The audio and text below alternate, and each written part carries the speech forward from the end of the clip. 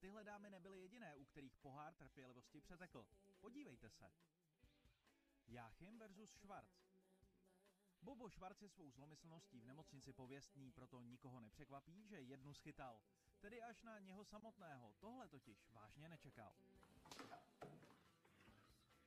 Co si to dovolujete? Abyste si pamatoval, že se máte starat jenom o svoje věci. Jsem jako v trnete a začnete mě být? Zasloužil jste si to. Jáchym versus Jakub. Jáchym Kalina zasahuje podruhé a tentokrát hájí čest své nezletilé sestry Lindy. Zjistil totiž, že je těhotná s Jakubem. Tak já když držím hubu, tak jsem špatný a když řeším problémy, tak jsem ještě horší. Jako. No, to bude asi tím, že jsi celkově vůbec pěkný sráč. Co ty si o sobě myslíš, ty frére napudrovaný? S ním nebudeš si blížit na klindě, jasný, vypadni odsud. Máze! Jakub versus Čestmír.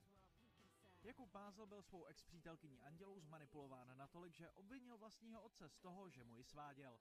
A dokonce ho za to uhodil. To snad není pravda s ní. To je nána pitomá, taková bestie, tak takhle o ní mluvit nebudeš.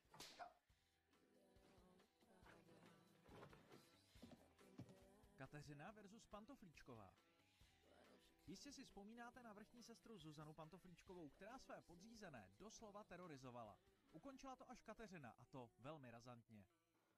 Tak co je to tady takhle budeš pořád stát? Začni už konečně makat! Tak to byl přehled těch nejlepších ordinačních facek. Která byla podle vás ta nej? Hlasujte již teď na webu ordinace.nova.cz.